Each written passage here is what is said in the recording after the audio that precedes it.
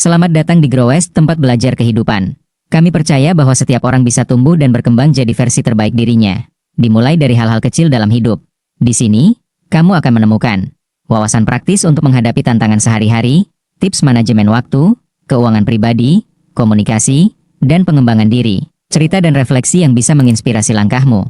Semua dikemas dalam video narasi visual yang ringkas, jelas, dan relevan. Subscribe sekarang dan jadikan hidupmu lebih terarah bersama Growest. Cara mengatasi stres dengan baik, kunci hidup lebih tenang dan bahagia. Halo sahabat semua, pernah gak sih kamu merasa dunia seolah terlalu cepat? Tugas numpuk, masalah datang silih berganti, dan rasanya kepala penuh banget. Itu tandanya, kamu sedang mengalami stres. Tapi tenang, kamu gak sendiri. Dan kabar baiknya, stres itu bisa diatasi. Bahkan, bisa jadi jalan buat kita tumbuh jadi pribadi yang lebih kuat. Hari ini, yuk kita bahas cara mengatasi stres dengan baik, bukan sekadar menenangkan diri sesaat. Tapi benar-benar memahami dan menanganinya dari dalam. Apa itu stres? Dan kenapa kita harus peduli? Stres adalah reaksi alami tubuh ketika kita menghadapi tekanan, baik fisik, emosional, maupun mental. Dalam jangka pendek, stres bisa bermanfaat. Tubuh mengeluarkan hormon seperti kortisol dan adrenalin untuk membuat kita waspada.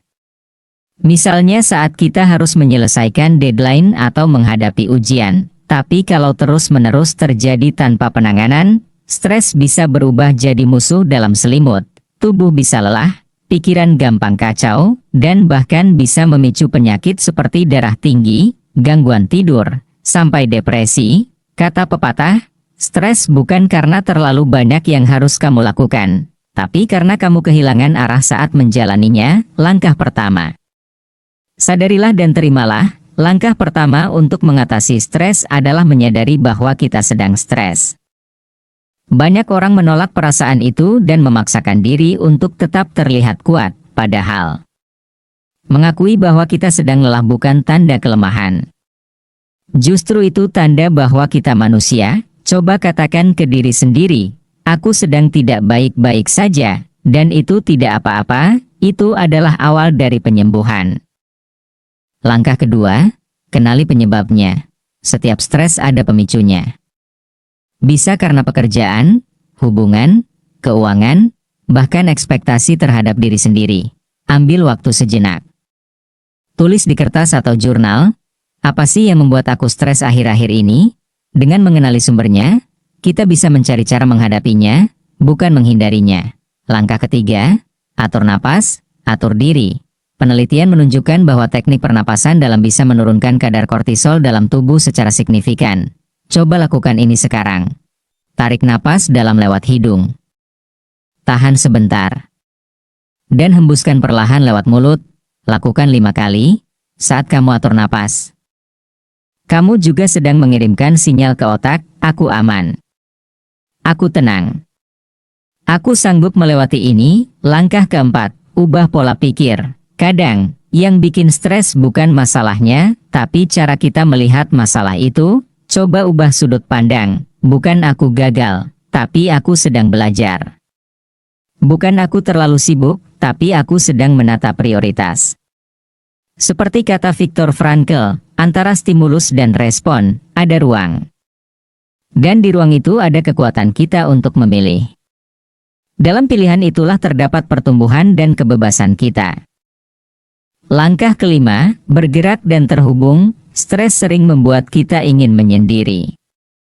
Tapi justru saat seperti itu, kita perlu bergerak dan terkoneksi. Jalan kaki di pagi hari, olahraga ringan, berbicara dengan teman dekat, atau sekadar menyapa keluarga bisa memberikan efek luar biasa bagi kesehatan mental kita. Ingat, tubuh yang bergerak akan membantu pikiran ikut bergerak ke arah yang lebih positif. Langkah keenam, jadwalkan waktu istirahat. Kita bukan mesin, berhentilah memaksa diri untuk terus produktif tanpa henti. Berikan waktu untuk diri sendiri, baca buku, dengarkan musik, meditasi, atau lakukan hal-hal kecil yang membuatmu bahagia. Karena ketika kamu merawat dirimu, kamu sedang mengisi ulang energi untuk menghadapi hari esok. Penutup, kamu lebih kuat dari yang kamu kira. Stres itu bukan musuh, tapi sinyal. Sinyal bahwa ada sesuatu yang perlu diperhatikan. Dan kamu punya kemampuan untuk mengelolanya. Tenanglah. Badai tidak selamanya datang untuk menghancurkan. Kadang ia datang untuk membersihkan jalan. Kamu sudah melangkah sejauh ini. Jangan menyerah sekarang, teruslah belajar memahami diri sendiri, dan jangan ragu untuk meminta bantuan jika dibutuhkan, karena kamu layak hidup dengan lebih tenang, lebih bahagia, dan lebih bermakna. Kalau kamu merasa video ini bermanfaat, jangan lupa like dan share ke orang-orang tercinta ya. Sampai jumpa di video selanjutnya. Tetap semangat dan jaga dirimu baik-baik.